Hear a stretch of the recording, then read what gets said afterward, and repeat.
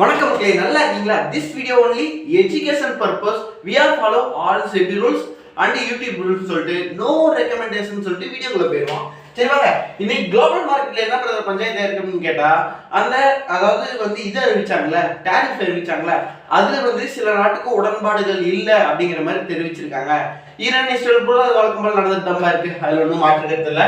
அப்புறமேட்டு குருடால் பிரைஸ் ஸ்லைட்டா என்ன இருக்கு, நேற்று ஸ்டேபிளா இருந்தது, இன்னைக்கு கொஞ்சம் டவுன் ஆயிருக்கு. அதே மாதிரி கோல்டுமே ஃபுல் ஸ்டாக் பேக்கை எடுத்திருக்காங்க ஹை ரேஞ்ச் ரீச் பண்றதுக்காக. ஓகேவா? அடுத்து கிஃப்ட் நிஃப்டி பாக்குறோம். அப்படிங்கிறப்ப என்ன கதையா இருக்கு கிஃப்ட் நிஃப்டின்னு கேட்டா, 44 பாயிண்ட் பிளஸ்ல இப்ப வரைக்கும் ட்ரேட் ஆயிட்டு இருக்காம்பா. இது ஒரு நல்ல விஷயம் சொல்லலாம். ஓகேவா? கிஃப்ட் நிஃப்டி 44 பாயிண்ட் பிளஸ்ல ட்ரேட் ஆயிட்டு இருக்கான். ஆனா யூரோப்பியன் மார்க்கெட் ஃபுல்லா, ஏசியன் மார்க்கெட் ஃபுல்லா வச்சு பாக்குறோம் அப்படின்னா எல்லாருமே மைனஸ்ல தான் ட்ரேட் ஆயிட்டு இருக்காங்க. நம்ம மார்க்கெட் எப்படி இருக்குங்கிறது 9:15 தெரிஞ்சு போயிடும். ஓகேவா?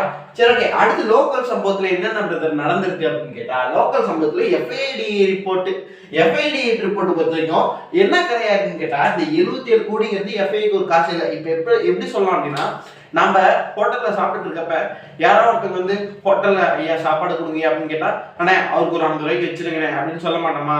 சேம் அதே மாதிரிதான். என்ன பாவம், போனா போயிட்டு போறோம் அப்படின்னு சொல்லி வெறும் 77 கோடிக்கு நேற்று வாங்கியிருக்காப்பா. டிஏ பிரச்சனை டிசிப்ளினா ஒரு 921 கோடிக்கு வாங்கிருக்கான். சரிங்களா? அடுத்து கோல்டு ரேட், அதான் சொன்னல, ஃபுல் ஸ்ட்ராங் பிரேக்கா எடுத்திருக்கான். ஓகேவா?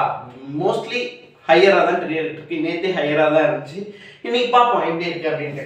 அடுத்து ஆயில் இந்தியாவுக்கு இப்ப வரும் பாருங்க, இன்ட்ராடேக்குள்ள ஆயில் இந்தியாவுக்கு என்ன கதையா அப்படின்னு கேட்டா, கெயில் இண்டஸ்ட்ரி இருக்குல்ல, கெயில் கூட சைன் அப் பண்ணியிருக்காங்க. எத்தனை வருஷத்துக்கு? 5 வருஷத்துக்கு.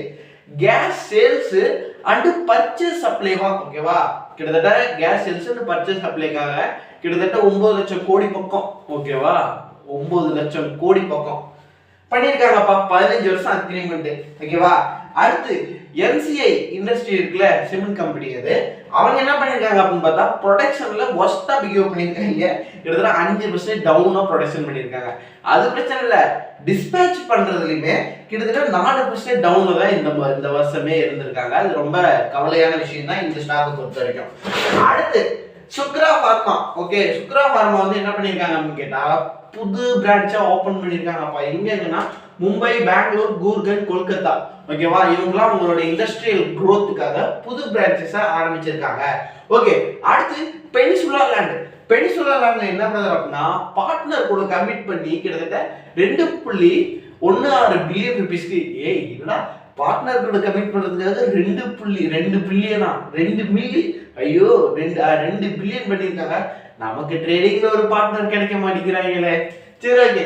அடுத்து ரீசன்ட் பார்ட்னர் இருக்காங்க, பட் அவங்கள்ட்டே இப்ப காசு இல்லாம தான் இருக்கு. சரி, ஓகே. அடுத்து ரீசன்ட்லி என்ன இருக்கு அப்படின்னு பார்த்தோம்னா, பக்கமா தாங்க பர்ச்சேஸ் பண்ணிருக்காங்க. எவ்வளவுக்கு? கிட்டத்தட்ட 7.656 ருபீஸ்க்கு ரியல் எஸ்டேட் ப்ராஜெக்டை அவன் ஹேண்ட் ஓவர் பண்ணியிருக்கான்.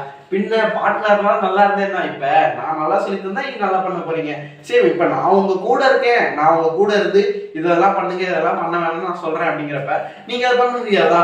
சரி, அதே மாதிரிதான் என்னதான் இருந்தாலும் ஒரு பார்ட்னர் இருந்தா அது நல்ல சப்போர்ட் இல்ல. சரி, ஓகே. என்விரோ இன்ஃப்ரோ இன்ஜினியர்ஸ் என்ன பண்ணிருக்காங்க அப்படின்னு கேட்டா, என்டர் ஆயிருக்காங்க ஜிவிஆர் ப்ரோ. இங்க பாருங்க, Alto bro. Okay, Alto bro infra கூட இதாயிருக்காங்க, மெர்ஜ் ஆயிருக்காங்க. கான்ட்ராக்ட் வேல்யூ ஓகே எவ்வளவு பண்ணிருக்காங்க அப்படின்னு பார்த்தா 3 பில்லியனுக்கு மேல பண்ணிருக்காங்க. ஓகே, கான்ட்ராக்ட் வேல்யூ 3 பில்லியன் பக்கம் பண்ணிருக்காங்க. அடுத்து மோடி நவிவர்மா.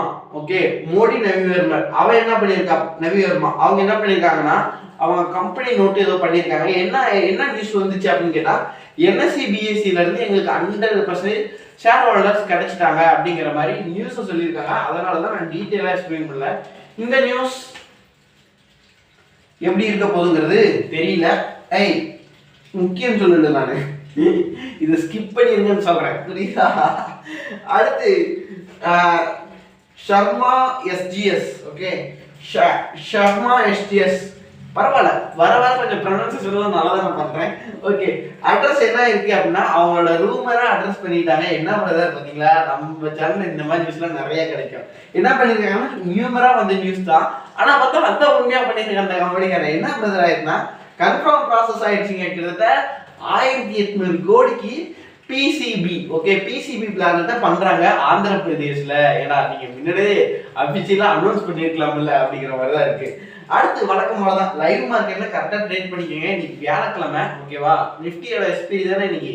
ஓகே, நம்ம ஃபோக்கஸ் எல்லாம் சென்செக்ஸ் தான்ப்பா, அதனால நிஃப்டி ஃபோக்கஸ் பண்றது இல்ல. நிஃப்டியோட எக்ஸ்பீரி கரெக்டா பார்த்து பண்ணிக்கோங்க, லாஸ் பண்ணாம பண்ணிக்கோங்க, ஓகேவா? அடுத்து நியூஸ் எல்லாம் பார்த்துக்கோங்க. யூரோப்பியன் மார்க்கெட் மைனஸ்ல இருக்கு. மோஸ்ட்லி கேப் டவுன்ல ஓப்பன் ஆனா அப்படின்னா இன்னைக்கு மோஸ்ட்லி புட் சைடுல மூவ் பண்றதுக்கு, ஏன்னா கரெக்ஷன் ரீட்ரேஸ்மெண்ட் எடுத்துட்டான்.